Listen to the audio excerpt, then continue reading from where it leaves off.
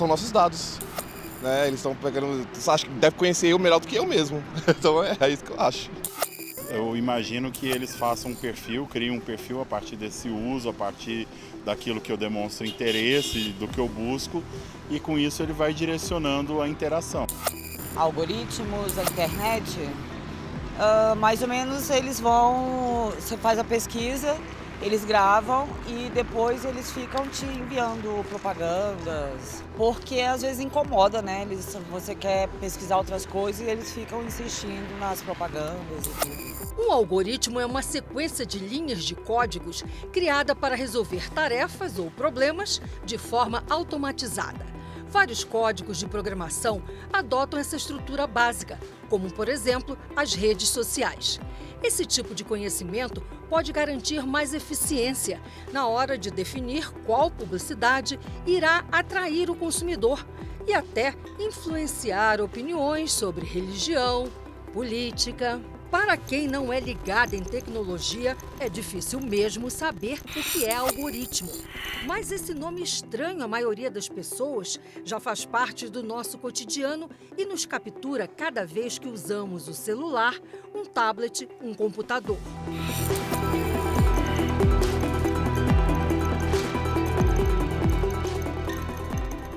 Os algoritmos, eles existem há muito mais tempo do que nós imaginamos, né?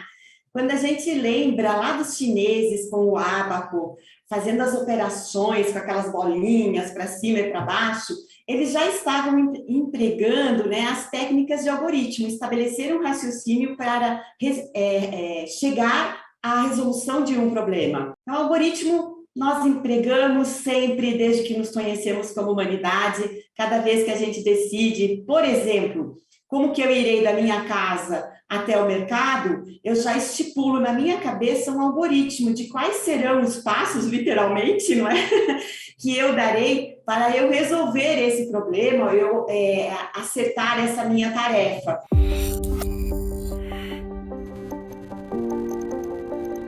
Eu costumo fazer uma comparação que hoje os algoritmos, eles são o grande segredo industrial do tempo moderno, né? Já foi, por exemplo, qual era a fórmula secreta da Coca-Cola ou do molho especial ali do sanduíche do McDonald's.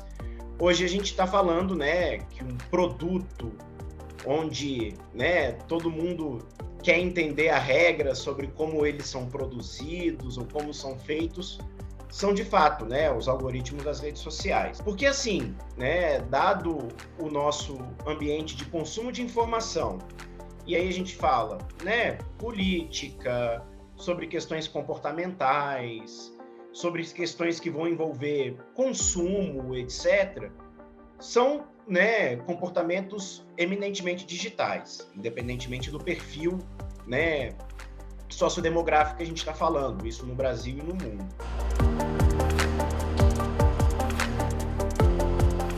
Os algoritmos estão aqui para, geralmente, nos dar suporte às atividades que a gente já tem, que elas já existem potencialmente já por muito tempo. Os sistemas digitais, obviamente, eles são totalmente moldados por algoritmos, né?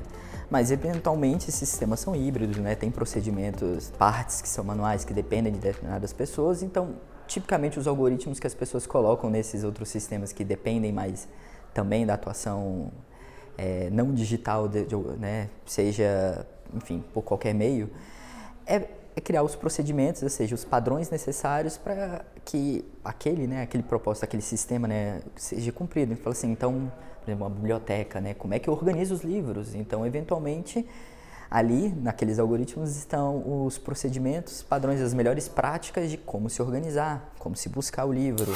Esses algoritmos, eles são trabalhados para poder nos trazer qualquer coisa que a gente ou digite, ou muitas vezes até a gente fala. É um contexto muito mais tecnológico que a gente está suscetível e que vai trazendo essas informações.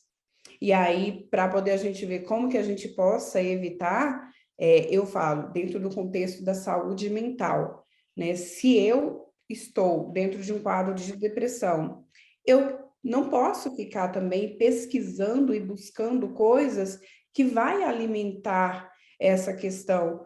Embora o termo tenha origem na matemática e na programação, para o público em geral, ele ficou mais conhecido nos últimos anos por conta da popularização das redes sociais. As plataformas que são as donas, né, dos algoritmos, que criaram os algoritmos. Então, a gente está falando do Facebook, do Instagram, do próprio Twitter e etc.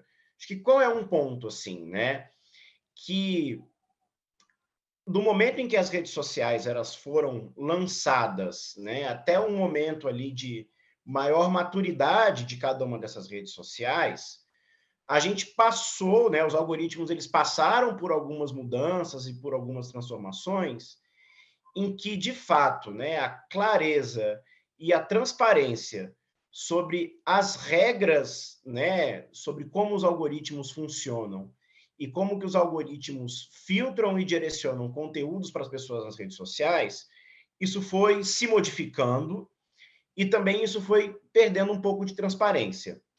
Eu digo isso muito em virtude do próprio Facebook. O Facebook, claro, nunca teve uma regra 100% clara e transparente, né, sobre como que o seu algoritmo funciona, porque naturalmente, né, é através disso que o Facebook ganha dinheiro, é através do algoritmo para, né, vamos colocar, não falar só de política, sobre consumo, por exemplo, que o Facebook monetiza, né, publicações de marcas, de empresas, produtos, etc. O algoritmo é um aliado para o consumidor, porque ele torna essa experiência mais rápida, mais alinhada com os desejos do consumidor. Ele dá um acesso mais fácil ao que o consumidor de fato deseja, inclusive a uma maior variedade de marcas, de preços, de produtos, de diferenciais. Por outro lado, ele também influencia caminhos, né? Ele também influencia comportamentos, preferências e, obviamente, direciona produtos, serviços, conteúdos. Então, sem dúvida, quando a gente fala em perfilamento, quando a gente fala em algoritmos, o consumidor ele tem que estar dentro desse contexto de análise. Tão urgente quanto saber o que são algoritmos e como funcionam é o debate sobre o poder atual dos sistemas inteligentes, que entraram definitivamente em nossas vidas para o bem e para o mal. No Curta Algoritmo, uma produção de Brasília, o governo totalitário de um futuro distópico, sem esperança, uma vida intolerável, controla o fluxo de informações e pessoas começam a desaparecer misteriosamente. Por meio de algoritmos, os dirigentes do país imaginário investigam a vida digital dos cidadãos, roubam seus dados e criam alertas para indivíduos considerados potencialmente subversivos. Uma das vítimas é Nicole, uma estudante universitária de 18 anos.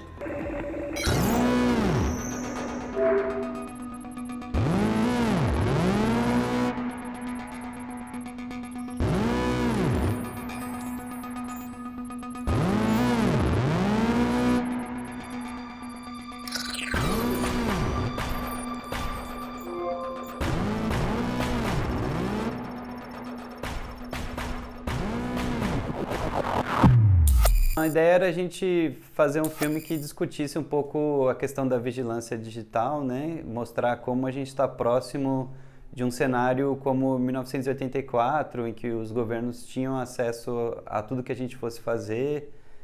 E a ideia era criar um cenário fictício onde um governo pudesse monitorar os seus cidadãos e saber exatamente o que eles estão fazendo ou não e catalogar eles, né? Colocar etiquetas nos cidadãos, assim, do tipo, esse é subversivo, esse não é.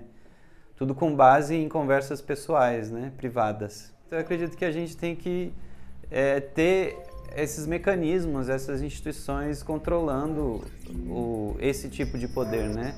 A gente não pode deixar isso tudo na mão de um governo, de um sistema totalitário. A gente tem que criar mecanismos para nos proteger, né? Então, o cenário está dado, as coisas já estão acontecendo, a tecnologia já existe, tudo que o filme retrata é possível de acontecer, mas eu acho que a gente precisa de mecanismos e de instituições que nos protejam, né? Nos protejam a nossa privacidade, protejam nossas conversas particulares, nossa forma de pensar, nossa ideologia, né? Cada um tem, a gente tem que continuar tendo nossas liberdades individuais para acreditar no que a gente acredita, sem sofrer sanção por isso, né? Toda a tecnologia, nós sempre temos que levar em consideração, né, o lado bom e o lado ruim, vamos dizer assim, né, o positivo e o negativo, não é?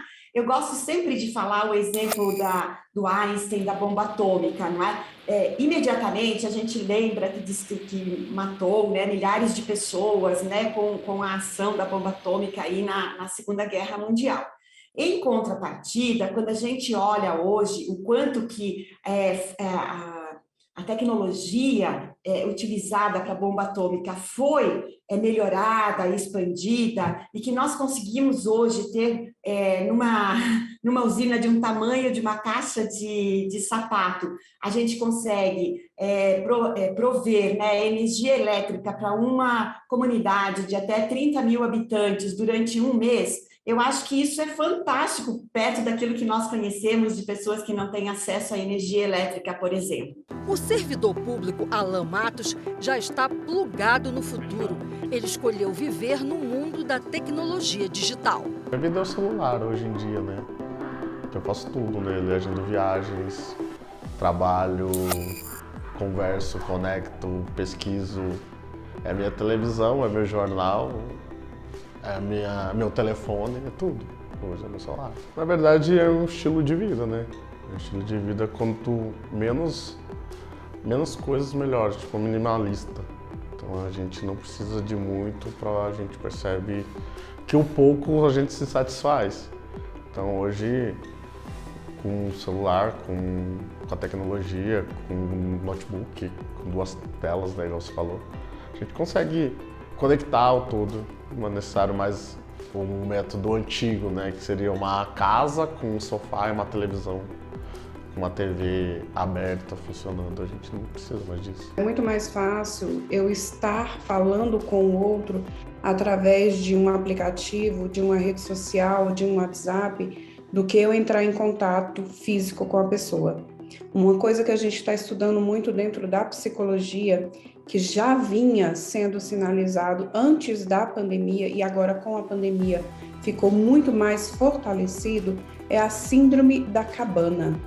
O que é a síndrome da cabana? É quando o meu espaço de casa, o meu quarto, muitas vezes, ele fica sendo aquele ambiente totalmente seguro, que faz com que eu não precise me expor nem a doenças, nem a crítica que o outro muitas vezes vai fazer. Para especialistas em direitos do consumidor, um dos grandes dilemas do mundo digital é o destino dos dados, informações confidenciais dos usuários de internet que os algoritmos podem manipular por meio de dispositivos tecnológicos. Nós estamos no que muitos chamam de capitalismo da vigilância, né? Em que a gente utiliza toda a experiência humana, a partir de vozes, até mesmo personalidades, inclusive emoções, como matéria-prima. É uma matéria-prima quase que gratuita para ser traduzida em dados comportamentais. Acaba que a gente tem também o que outros denominam de varejo de dados. Quando atores, né, muitos atores envolvidos em tecnologia, em desenvolvimento econômico, acabam transacionando esses dados pessoais de forma cooperativa, inclusive para fins de publicidade. Obviamente que os consumidores, eles são os maiores focos dessa nova economia. Eles são os mais afetados e, por sua vez, eles devem ser também os mais protegidos, né? A partir de uma breve pesquisa que o consumidor às vezes faz online, ele já recebe uma grande quantidade de anúncios. Apesar de parecer e muitos usuários considerarem as redes sociais um território sem lei, o Brasil possui uma legislação ampla sobre proteção de dados pessoais na internet e crimes cibernéticos, conhecida como LGPD. Ela tem, explicando, né, de maneira muito breve, ela tem por objetivo dispor sobre o tratamento de dados pessoais né, inclusive nos meios digitais, seja de pessoas naturais, pessoas jurídicas, de direito privado, direito público, e tem por objetivo a proteção, a palavra-chave é proteção de direitos fundamentais, de liberdade e de privacidade, bem como o livre desenvolvimento da chamada personalidade da pessoa natural. O artigo 20, ele confere um direito ao titular de dados, né, que tenha, né, sofrido alguma decisão automatizada. Essas decisões automatizadas, elas ocorrem nas mais variadas esferas. Por exemplo, quando estamos falando do chamado score de crédito, né, instituições financeiras, com base em análise de dados, né, dos seus clientes, fornecem mais ou menos créditos em melhores ou piores condições, a depender justamente da qualidade, né, desses dados que a pessoa apresenta.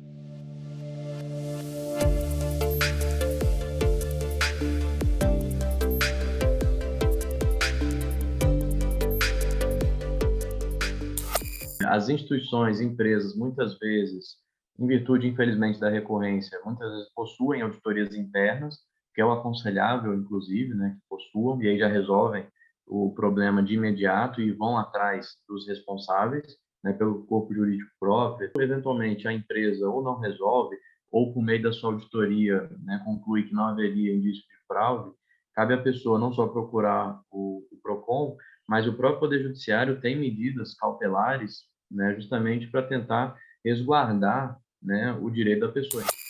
O que a gente tem hoje é o quê? A gente tem uma coleta massiva de dados, né, que muitas vezes não está de acordo com a nossa legislação, que muitas vezes não está de acordo com o princípio da finalidade da LGPD, que é a Lei Geral de Proteção de Dados, né? E esse princípio, ele diz que essa coleta de dados, ela tem que estar restrita ao mínimo necessário para uma determinada finalidade. Além de diversos outros princípios, a gente vê como é importante essa minimização da coleta de dados, como é importante essa abertura de informação para o consumidor. A gente tem no nosso sistema legal que a gente chama de autodeterminação informativa, que é quando a gente pretende garantir às pessoas que elas possuam um pouco mais de controle sobre os seus dados, né? A gente tem aí, claro, um longo caminho ainda no Brasil para que a gente consiga chegar nesses momentos, para que a gente consiga chegar nesses ambientes de mais respeito, de mais transparência, de autodeterminação informativa, né? E especialmente aqui no Brasil, que a gente não tem uma cultura de proteção de dados pessoais. O nosso controle hoje sobre os algoritmos é muito pequeno, tá? Por conta desse segredo industrial que são os algoritmos, né? Se sabe muito pouco. As plataformas, elas não têm transparência total, né, sobre como funcionam. Em alguns países do mundo, até chegou a ter algum tipo de regulação para aumentar esse tipo de transparência.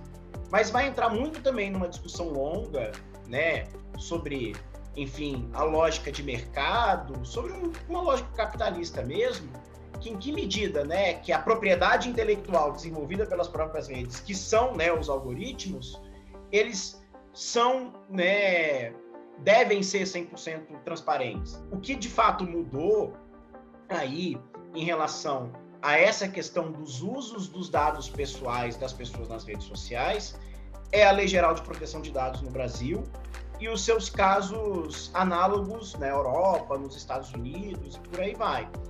Porque aí sim, de fato, né, a possibilidade desses usos ou a possibilidade de divulgação desses usos blindou mais o consumidor, o eleitor, coisas nesse sentido.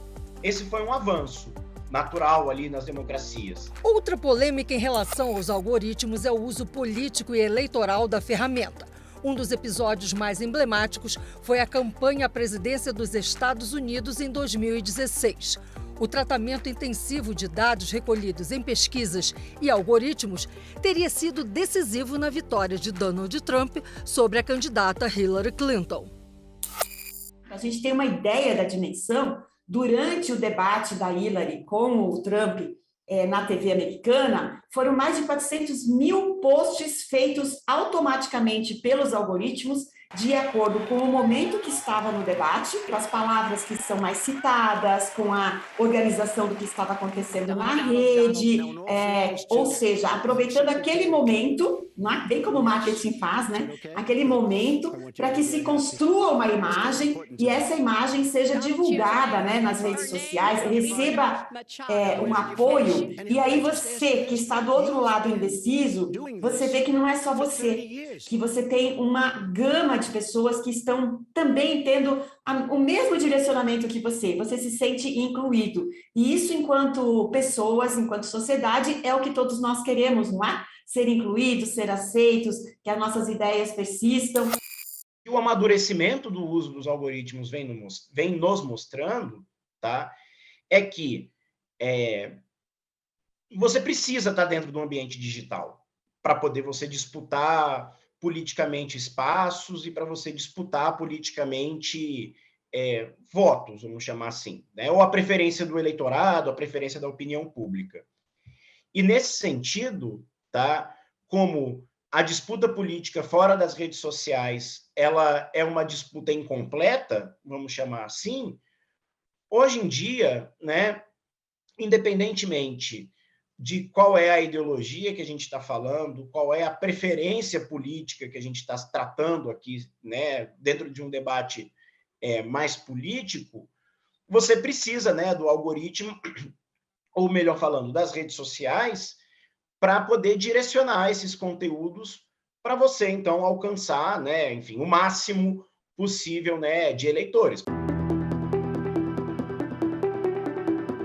A preocupação com o mau uso dos algoritmos tem sua razão, mas não pode desconsiderar as contribuições da ferramenta à vida moderna.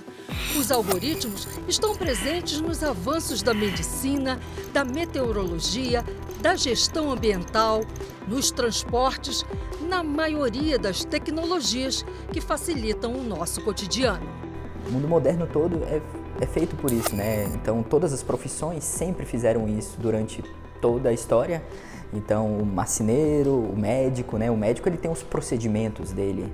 Então, esses procedimentos com o tempo foram começando a ficar, vamos dizer assim, lentos, dado o volume, né? Que, vamos dizer assim, a sociedade ia crescendo, as necessidades iam aumentando.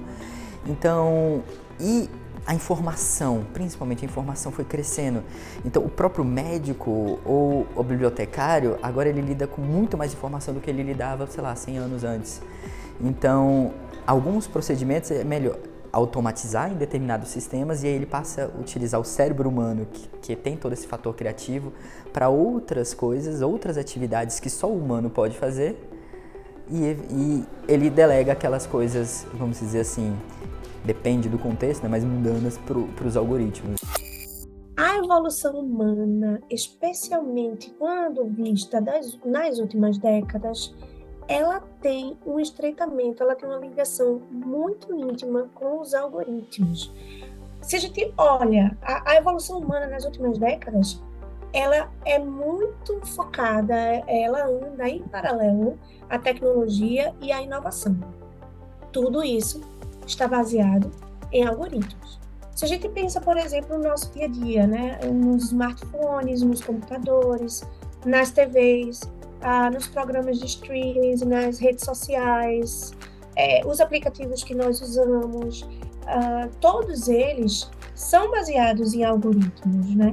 Ele tem um impacto, sim, positivo na experiência do consumidor, porque ele é capaz de traduzir em melhores ofertas, né, em melhor resultado, reduz a taxa de rejeição.